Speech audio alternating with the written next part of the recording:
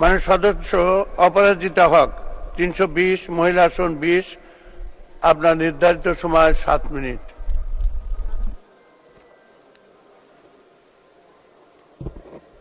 মাননীয় স্পিকার, আমার বক্তব্যের শুরুতেই আমি শ্রদ্ধা ভরে স্মরণ করতে চাই সর্বকালের সর্বশ্রেষ্ঠ বাঙালি বঙ্গবন্ধু শেখ মুজিবুর রহমান, বেগম ফজিলাতুন্নেসা মুজিব সহ 15 আগস্টের সকল শহীদ, জাতীয় 4 নেতা, মহান মুক্তিযুদ্ধে আত্মাহুতি দেয়া 30 লক্ষ শ্রেষ্ঠ সন্তান এবং নির্যাতিতা 2 লক্ষ মা বোনকে।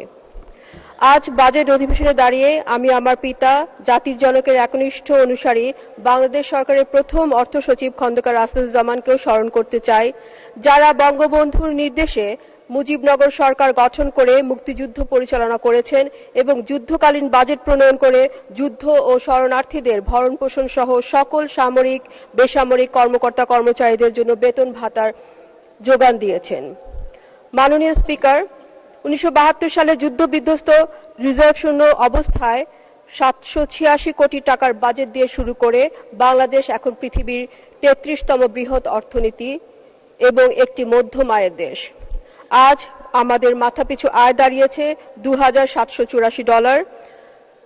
1974 সালে বঙ্গবন্ধুর শাসন আমলে বাংলাদেশ ইতিহাসের সর্বোচ্চ 9.6% প্রবৃদ্ধি অর্জন করেছিল।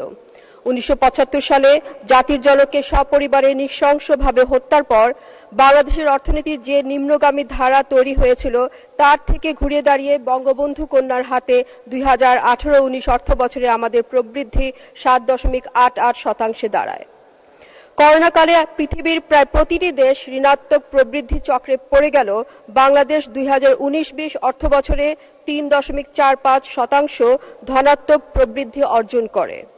করোনা পরবর্তী ইউক্রেন ও মধ্যপ্রাচ্য যুদ্ধের অস্থির অর্থনীতির বিশ্বে মুদ্রাস্ফীতি নিয়ন্ত্রণ ও ম্যাক্রো ইকোনমিক স্টেবিলিটির লক্ষ্যে 2024-25 সালের জন্য একটি বাস্তবসম্মত বাজেট উপহার দেওয়ার জন্য আমি মাননীয় প্রধানমন্ত্রী, অর্থমন্ত্রী এবং সংশ্লিষ্ট সকলকে আন্তরিক ধন্যবাদ জানাতে চাই। মাননীয় স্পিকার, প্রধানমন্ত্রী শেখ হাসিনার অর্থনৈতিক অগ্রগতি নিয়ে যারা অযৌক্তিক সমালোচনা করেন তাদেরকে আজ কিছু তথ্য স্মরণ করিয়ে দেওয়া প্রয়োজন।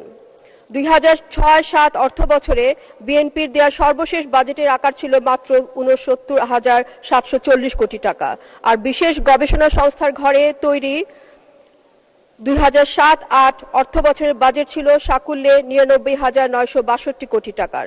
সেখান থেকে অভাবনীয় অগ্রগতি ঘটিয়ে আমাদের 2024-25 সালের রক্ষণশীল বাজেটের পরিমাণ দাঁড়িয়েছে 7,97,000 কোটি টাকা। বাস্তবায়নের ক্ষেত্রেও এই সময়টায় বিপ্লব ঘটে গেছে। 2023-24 অর্থ বছরে 7,61,785 কোটি টাকার বাজেটের প্রায় 94% অর্থাৎ 7,14,418 কোটি টাকার সংশোধিত বাজেট বাস্তবায়িত হয়েছে। মাননীয় স্পিকার, এবার আমরা রাজস্ব আদায়ের দিকে নজর দিতে চাই। 2006-07 অর্থ বছরে বিএনপির শাসন আমলের শেষ বছর রাজস্ব আদায় হয়েছিল মাত্র 49,472 কোটি টাকা। 2007-08 অর্থ বছরে সেনা সমর্থিত তত্ত্বাবধায়ক সরকারের শাসন আমলে ব্যবসায়ীদের ধরে বেঁধে এনে রাজস্ব আদায় করা হয়েছে 60,539 কোটি টাকা। আর 2023-24 সালের সম্পূরক বাজেটে এর পরিমাণ বেড়ে দাঁড়িয়েছে 4,74,000 কোটি টাকা। মাননীয় স্পিকার, ডিজিটাইজেশনের ক্ষেত্রে জাতীয় রাজস্ব বোর্ড খানিকটা পিছিয়ে থাকলেও দুর্বার গতিতে এগিয়ে চলেছে মাননীয় প্রধানমন্ত্রীর তথ্য প্রযুক্তি উপদেষ্টা সজীব ওয়াজেদ জয়ের ক্যাশলেস ইকোনমি গড়ার প্রত্যয়। দেশে এখন 22 কোটি মোবাইল ব্যাংকিং অ্যাকাউন্ট রয়েছে। 2023-24 অর্থ বছরে ডিজিটাল লেনদেন 15 লক্ষ কোটি টাকা ছাড়িয়ে যাচ্ছে। রিটেল পেমেন্টের ক্ষেত্রেও মোবাইল মাধ্যম ধীরে ধীরে জনপ্রিয় হয়ে উঠছে। ডিজিটাল ট্রানজ্যাকশনের বেলায় 5% হারে ব্যাট ছাড় দেওয়া হলে এক্ষেত্রে ব্যাপক সাড়া পড়বে এবং ব্যাট আদায়ও বহুগুণ বৃদ্ধি পাবে। জাতীয় রাজস্ব বোর্ডের এখন সমীচীন হবে স্মার্ট ইকোনমির সাথে অগ্রগতির সাথে সমন্বয় করে ইলেকট্রনিক ফিজিক্যাল ডিভাইসের মতো পুরনো প্রযুক্তি থেকে সরে এসে ইন্টিগ্রেটেড ডিজিটাল পেমেন্ট সিস্টেম চালু করা, যা একই সঙ্গে সকল ধরনের কার্ড ও মোবাইল পেমেন্ট গ্রহণে সক্ষম হবে এবং রাজস্ব বোর্ডের প্রাপ্য তাৎক্ষণিকভাবে তাদের অ্যাকাউন্টে জমা হবে। এই উদ্যোগ বাস্তবায়িত হলে শুধু খুচরা পর্যায়ের ভ্যাট আদায় নয়, এর ফলে ক্রেতা বিক্রেতা ও পণ্যের যে ডিজিটাল ফুটপ্রিন্ট তৈরি হবে তার বিগ ডেটা অ্যানালাইসিস করে উৎপাদন ও পাইকারি পর্যায়ের মূল্য সংযোজন কর সহ আমদানি শুল্কের আদায় নিশ্চিত করা যাবে। এই উপাত্ত কর্পোরেট ট্যাক্স ও ব্যক্তি পর্যায়ের আয়কর নির্ধারণের ক্ষেত্রেও নিয়ামক ভূমিকা রাখবে। ট্যাক্স নেট প্রসারের ক্ষেত্রে এটাই হতে পারে সবচেয়ে উপযোগী পদক্ষেপ। মাননীয় স্পিকার, একদল চিহ্নিত বিশেষজ্ঞদের পক্ষ থেকে বাংলাদেশের বৈদেশিক মুদ্রা রিজার্ভ নিয়ে অনবরত গুজব ও ভীতি ছড়ানো হচ্ছে। এক্ষেত্রেও কিছু তথ্য জেনে নেওয়া প্রয়োজন। 2009 সালে আওয়ামী লীগ সরকার যখন ক্ষমতা গ্রহণ করে তখন দেশের রিজার্ভ ছিল মাত্র $5.57 বিলিয়ন। সরকারের যুগান্তকারী অর্থনৈতিক কর্মকাণ্ডের ফলে মাত্র 10 বছরের ব্যবধানে 2019-20 অর্থ বছরে রিজার্ভের পরিমাণ দাঁড়ায় $36 বিলিয়ন। 2020-2021 সালে কোভিড মহামারীর কারণে আমদানি স্থবির হয়ে যাওয়ায় এবং অনেক অভিবাসী তাদের সঞ্চয় নিয়ে দেশে ফিরে আসায় সর্বমোট রিজার্ভ ইতিহাসের সর্বোচ্চ $48.04 বিলিয়ন পৌঁছে। তবে মহামারী থেকে কাটিয়ে উঠে স্বাভাবিক অবস্থায় ফিরতেই পেন্টআপ ডিমান্ড মোকাবেলায় রিজার্ভের উপর চাপ তৈরি হতে থাকে।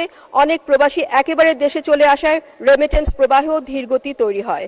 সর্বোপরি সাপ্লাই চেইন বিভ্রাট এবং ইউক্রেন যুদ্ধ ও স্যাংশনের কারণে কেবল জ্বালানি আমদানিতেই বাংলাদেশকে গত 3 বছর অতিরিক্ত $13.9 বিলিয়ন বাড়তি গুনতে হয়েছে।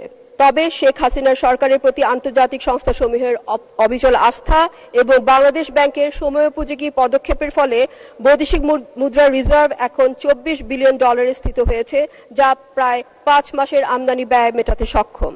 ওয়ার্ল্ড ব্যাংকের সহযোগী প্রতিষ্ঠান আইএফসির মতে অবকাঠামো খাতে যে বিনিয়োগ সরকার করেছে তা আগামী দিনগুলো থেকে বাংলাদেশকে ইনভেস্টমেন্ট হাবে পরিণত করবে। মাননীয় স্পিকার, 2024-25 অর্থ বছরের নতুন বাজেটটি অষ্টম পঞ্চবার্ষিকী পরিকল্পনার চূড়ান্ত বার্ষিক বাজেট। এই বাজেটে স্বাস্থ্য, শিক্ষা, পুষ্টি, শিশু সুরক্ষা, সামাজিক সুরক্ষা সহ বিভিন্ন সামাজিক খাতে সামগ্রিক বরাদ্দ বৃদ্ধি পেলেও কিছু কিছু কর্মসূচিতে বাজেট বরাদ্দ হ্রাস করা হয়েছে, যা পুনর্বিবেচনার দাবি রাখে। বস্তুত সামাজিক খাতের মন্ত্রণালয়গুলোর জন্য বরাদ্দকৃত অর্থের সঠিক ও পূর্ণাঙ্গ বাস্তবায়ন নিশ্চিত করা গেলে স্মার্ট সোসাইটি নির্মাণের মাধ্যমে স্মার্ট বাংলাদেশ প্রতিষ্ঠার অঙ্গীকার বহুদূর এগিয়ে যাবে। মাননীয় স্পিকার, জিরো টলারেন্স নীতি নিয়ে দুর্নীতির বিরুদ্ধে যে অভিযান শুরু হয়েছে তার জন্য মাননীয় প্রধানমন্ত্রীকে আন্তরিক সাধুবাদ জানাচ্ছি। তবে এই ক্ষেত্রে অন্যের বেলায় বাহবা দিব, আগ বাড়িয়ে মিডিয়া ট্রায়াল করব এবং বিদেশিদের পছন্দের কেউ অভিযুক্ত হলে প্রতিহিংসার অভিযোগ তুলব, সেটা যেন না হয়। আইন যেন সকলের ক্ষেত্রে সমানভাবে প্রযোজ্য হয়। ব্যাংকিং সেক্টর নিয়ে যে সকল তথ্য গণমাধ্যমে উঠে এসেছে সেগুলো কঠোরভাবে খতিয়ে দেখা হবে বলে আমার বিশ্বাস। মাননীয় স্পিকার, সকল ক্ষেত্রে বাংলাদেশের যে বিস্ময়কর অগ্রগতি ঘটেছে তা কোনো ষড়যন্ত্রই ঠেকিয়ে রাখতে পারবে না। বঙ্গবন্ধু, তার পরিবার এবং 30 লক্ষ শহীদের রক্ত ভেজা মাটি কখনোই পরাভব মানবে না। সকলকে ধন্যবাদ। জয় বাংলা, জয় বঙ্গবন্ধু। ধন্যবাদ মাননীয় সদস্য, আপনাকে অসংখ্য ধন্যবাদ।